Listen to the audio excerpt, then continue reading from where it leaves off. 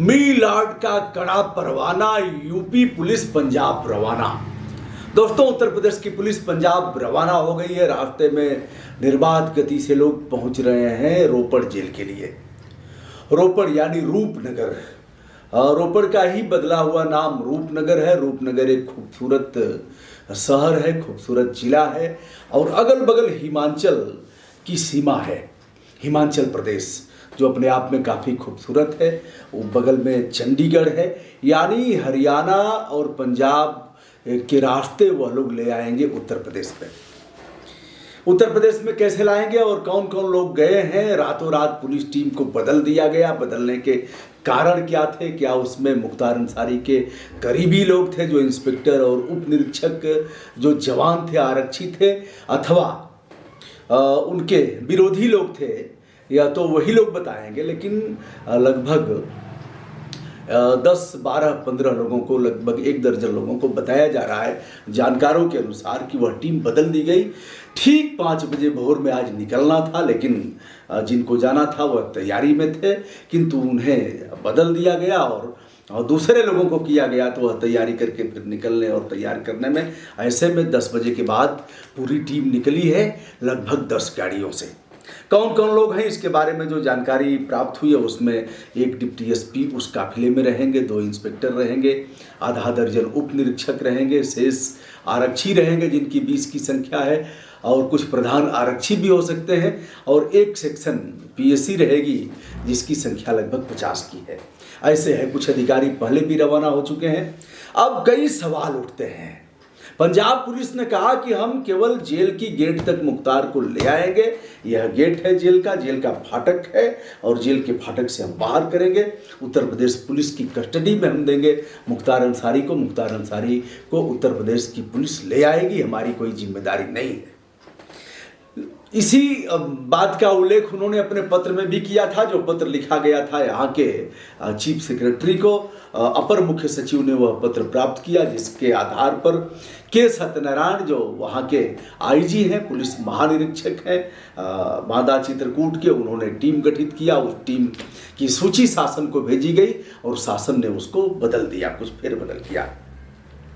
जो इंस्पेक्टर और उप निरीक्षक आरक्षी जो बताए जा रहे हैं वह चुनिंदा हैं, छटे हुए लोग हैं, लेकिन कयास लगाए गए कि कुछ मुख्तार अंसारी के करीबी लोग हैं। कारण कि मुख्तार अंसारी का जलवा कई जिलों में रहा। मऊ से वह विधायक हैं, गाजीपुर उनका गृह जनपद है, गाजीपुर उनकी कर्म भूमि रही है, गाजीपुर जन्मभूमि रही है, गाजीपुर से वह बीएसपी के अध्यक्ष रहे शुरुआती राजनीति में। तत्पश्चात गाजीपुर की राजनीति में एक बार एक एएसपी ने उनके ऊपर गोली भी चलाई, किसी प्रकार मुख्तार अंसारी की जान बच गई है। तमाम ऐसे हैं, और वहाँ से मेंबर ऑफ पार्लियामेंट हैं उनके भाई अफजाल अंसारी, वहाँ से विधायक रहे हैं मोहम्मदाबाद से मुख्तार अंसारी के बड़े भाई सिगतुल्ला अंसारी।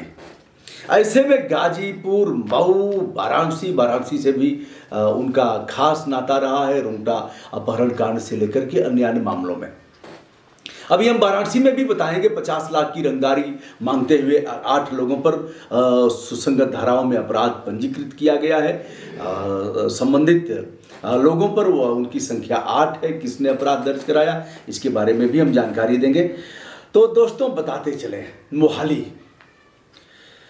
मोहाली में उनको पेश किया गया था। यह जेल है रूपनगर, जिसका नाम रोपड़ हुआ करता था। रूपनगर प्राकृतिक वातावरण से सुसज्जित एक ऐसा जगह है चंडीगढ़ के बगल में। चंडीगढ़ से लगभग 40 किलोमीटर की दूरी हो सकती है, और नवा शहर भी बगल में है। नवा शहर यानी भगत सिंह का गांव नवा शहर, जहां हमने एक वीडियो किया था उनके घर जाकर के। भगत सिंह अंतिम सांस उनकी माताजी ने उसी घर में लिया था, उस घर को भी हमने दिखाया था। तो दोस्तों, अब रूट क्या होगा और कैसे ले आएंगे? यद्यपि बांदा जहां हमने बताया, बांदा 10 सरगनाओं का क्षेत्र रहा है। बांदा में ददुआ से लेकर के तमाम डकैत, और वहीं से यमुना का किनारा, और वहीं से जो चंबल का एरिया शुरू होता था। चंबल यद्यपि आगे है, लेकिन वह बीहड़ शुरू होता था। तो वह केन नदी जहाँ यमुना में मिलती है, वह बांदा तो बांदा जेल में लाए जाने की पूरी तैयारी कर ली गई है। 15 या 16 नंबर बैरक उन्हें दिया जाएगा। 2 अस्थायी चौकियों का निर्माण किया गया है। अब रूट क्या होगा? अब वहाँ से दो तीन रास्ते हैं। एक तो वहाँ से ले आए दिल्ली और दिल्ली के रास्ते सीधे ले आए बुंदेलखंड में प्रवेश करें और फिर आ जाए बांदा। एक रास्ता यह है, कानपुर होते हुए आ जाए। दूसरा रास्ता वो वहाँ से पकड़ेंगे, सीधे आ जाएंगे अंबाला आता है हरियाणा में। तो यानी 3 प्रदेशों से उनको गुजरना पड़ेगा। अगर दिल्ली आएंगे तो 4 प्रदेश हो गया। यह टीम थकी मादी रहेगी। लगभग 900 किलोमीटर की दूरी, 900 से थोड़ी सी कम दूरी होगी। तो यह 900 किलोमीटर की दूरी सड़क मार्ग से तय करके वहाँ पहुँचना, वहाँ से उनको हैंडओवर करना। वहाँ भी 1 आध घंटे लग सकते हैं इस मामले में, क्योंकि वहाँ भी हो सकता है कागजी कार्रवाई में कई बार दोनों में वाद विवाद की स्थिति आती है, लिखा पढ़ी में इस तरह से दिक्कतें आती हैं। तो हो सकता है वहाँ भी 1 आध घंटे का समय लगे। टीम जाएगी तो रास्ते में चाय पानी पिएगी ही, सुस्ताएगी। यद्यपि सीधे वो लोग पहुँचेंगे, क्योंकि मिलाड का आदेश है और 8 तारीख तक उसे पूरा करना है। मिलाड के आदेश पर थोड़ा बहुत कोताही हो सकती है, लेकिन उत्तर प्रदेश सरकार के मुखिया के वर्तमान तेवर को देखते हुए कोई कोताही बरतना नहीं चाहेंगे लोग, और सीधे सीधे उनको लेकर के वहाँ से रवाना होंगे। ऐसे जैसे पहले बैलेट बॉक्स से वोट की गिनती होती थी, 24 घंटे 48 घंटे कर्मचारी लगातार जगते थे, और जो उनके अभिकर्ता होते थे नेताओं के, उस मतगणना में उनका भी जगना होता था। यह ऐसी ही स्थिति होगी, आनन फानन में जाना और आनन फानन में आना।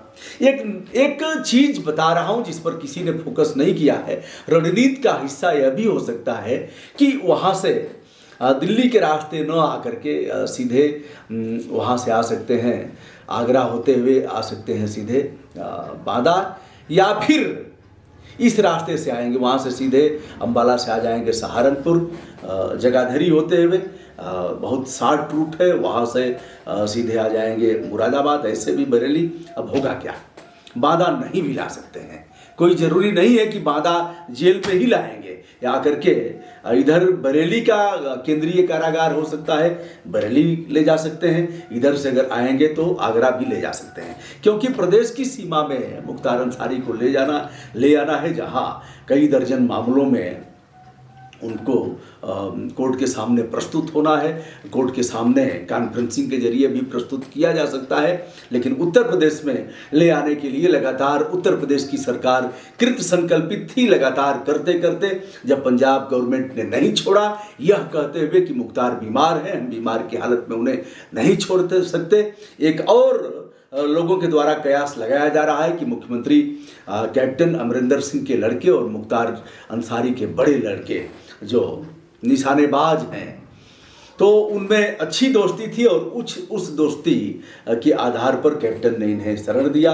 दूसरा रास्ता, दूसरी बात यह भी है कि दोनों दलों में आपसी तनातनी की स्थिति है, लगातार टकराव की स्थिति अनेकानेक मामलों में होती रहती है। इसलिए कैप्टन अमरिंदर सिंह ने, अल्पसंख्यक वोटों का भी मामला हो सकता है, अमरिंदर सिंह ने नहीं छोड़ा। लेकिन जब मिलाड का आदेश हुआ तो उसका पालन तो करना ही पड़ेगा। अब मुख्तार अंसारी, यह ऐसा मामला है दोस्तों, यह एक बहुत बड़ा मामला नहीं था। इसको बस समाचार पत्रों में एक छोटा सा, ये ठीक है, 3 कॉलम का समाचार आ जाता, मुख्तार वहाँ से चले और मुख्तार को इस जेल में कर दिया गया। लेकिन सारे इलेक्ट्रॉनिक चैनल से लेकर के प्रिंट मीडिया के लोग और सोशल साइट्स पर सबसे अधिक अगर कोई ट्रेंडिंग टॉपिक इस समय लग रहा है, महत्वपूर्ण किसी खबर के बारे में अगर लोग देख रहे हैं, जानना चाहते हैं, तो मुख्तार अंसारी का है। क्योंकि कई मामले ऐसे हो चुके हैं और कई मामलों में लोगों ने सीमाओं को लांघ करके अपने कलम का दुरुपयोग किया है, जिसे नहीं किया जा सकता। लोकतंत्र में संविधान के अनुच्छेद 19(1) में जो वाक और अभिव्यक्ति की आज़ादी का अधिकार हमें मिला है, उसकी भी सीमा है। उस सीमा का उल्लंघन हम नहीं कर सकते। अपने शब्दों की मर्यादा होगी, और उस मर्यादा के दायरे में रह करके ही हम यह बातचीत करेंगे और हम लिखेंगे। लेकिन लगातार लोगों का लिखना, गाड़ी पलटेगी, माफिया डॉन का होगा अंत, और अब योगी का तेवर, या और देखिए अब किस तरह से दुर्दांत अपराधी यह हुआ, मतलब ऐसे ऐसे ठीक गाड़ी पलटना और किसी को इस तरह से किसी की जीवन लीला समाप्त कर देना, यह किसी के अधिकार क्षेत्र में नहीं है। एक समय था दोस्तों, हम लोग छोटे थे तो अपराधियों को, ऐसे चोरों को तख्ती लगाई जाती थी और वह लोग चिल्ला चिल्ला करके कहते थे मैं चोर हूँ। भरे समाज में उनको घुमाया जाता था और इस तरह से वो अपने मुंह से ही अपने जो कृत्यों का उल्लेख करते थे, समाज के सामने घूमते थे। बहुत बार यहाँ बाह कटवा देते थे, दरोगा लोग यहाँ से कटवा देते थे, जो लोग मोड़ के पहनते थे।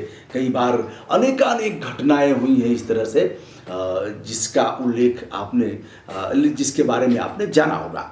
अब ऐसा नहीं किया जा सकता क्योंकि मानव अधिकार के बारे में सभी को जानकारी है और इस तरह से किसी का बाल मुड़वा दिया जाता था, किसी का बाल कैंची लेकर के दरोगा स्वयं काट देता था, किसी को मुर्गा बनाया जाता था। अभी लॉकडाउन में पिछले समय फिर से एक बात ऐसे आया, हमारे जिले का जिलाधिकारी, मैंने कहा पता नहीं कहाँ पढ़ा लिखा है आदमी, कैसे भारतीय प्रशासनिक सेवा का कैडर मिल गया, गाड़ी में से ऐसे झांक रहा है और पुलिस के लोग किसी को मुर्गा बनवा रहे हैं। मैंने उस पर टिप्पणी किया था, लोग कह रहे थे वाह डीएम साहब। मैंने कहा गंदा डीएम, तुम्हें शर्म नहीं लग रही है ऐसा करते हुए? मुर्गा बनवाओगे और देख करके अपने देख रेख में मुर्गा बनवाओगे? तुम डांटते पुलिसकर्मियों को, कर दो जो कार्रवाई है वो कर सकते हो, मुर्गा नहीं बनवा सकते, ऐसे नहीं कर सकते हाथ खड़ा करके। यह दोस्तों कई बार कोर्ट में भी ऐसा आया, अवमानना के मामले में तमाम मामलों में जज साहब ने ऐसे कर दिया। जज साहब भी ऐसा नहीं कर सकते, अगर करेंगे मेरे साथ तो मैं बताऊंगा, कोर्ट में ही समझा दूंगा, उन्हें बता दूंगा जज साहब कि आप अपनी सीमा में रहिए, क्योंकि हमारा मौलिक अधिकार है, हमें आप मुर्गा नहीं बना सकते। दोस्तों बहुत से ऐसे मामले हैं जिस पर किया भी है, कोर्ट में भी लड़ाई किया हूं। ऐसा नहीं है कि केवल कोर्ट से बाहर ही कह रहा हूं, कोर्ट में भी हमें अपनी सीमाओं का पता है। हम वहां तक जाएंगे जहां तक हमारी जनतांत्रिक मर्यादाएं हमें जाने के लिए हमारा रास्ता साफ होगा, वहां तक जाएंगे। अब जाल अंसारी हैं, मुख्तार अंसारी के बड़े भाई, उनका कहना है कि माननीय सुप्रीम कोर्ट के आदेश पर मुख्तार अंसारी को लाया जा रहा है। उनके सुरक्षा की संपूर्ण जिम्मेदारी माननीय सर्वोच्च न्यायालय की है और उत्तर प्रदेश सरकार की है, ऐसा कहना है। अब रूपनगर जेल से चलेंगे, वहाँ सतलुज नदी है, सतलुज का मुहाना बदलेगा, कुछ हम बदलें कुछ तुम बदलो, फिर सारा जमाना बदलेगा, ऐसे लोग शेर बोलते हैं। तो सतलुज नदी से चल करके उस प्राकृतिक वातावरण वाले सुसज्जित जेल से चल करके वो आएंगे और केन और बेतवा नदी, केन और यमुना नदी का जहाँ संगम होता है, केन नदी मुख्य रूप से बांदा में है, उस बांदा जेल में लाए जाएंगे। बांदा आएंगे अथवा बरेली, आगरा, अन्यत्र जेलों में जाएंगे, यह मैं नहीं कह सकता, किंतु ऐसी आशा जता रहा हूँ कि सरकार उन्हें सुरक्षित लाएगी, क्योंकि मिलाड का आदेश है, मिलाड का कड़ा परवाना और यूपी पुलिस पंजाब रवाना। दोस्तों देखते रहिए, आगे भी बताऊंगा। और अभी तक अगर आपने हमारे चैनल को सब्सक्राइब नहीं किया है तो मैं चाहूँगा कि आप हमारे चैनल ब्रजभूषण मार्कंडेय को सब्सक्राइब, लाइक तथा शेयर करते हुए हमारा मनोबल बढ़ाएंगे, ऐसा विश्वास करता हूँ। सादर नमस्कार।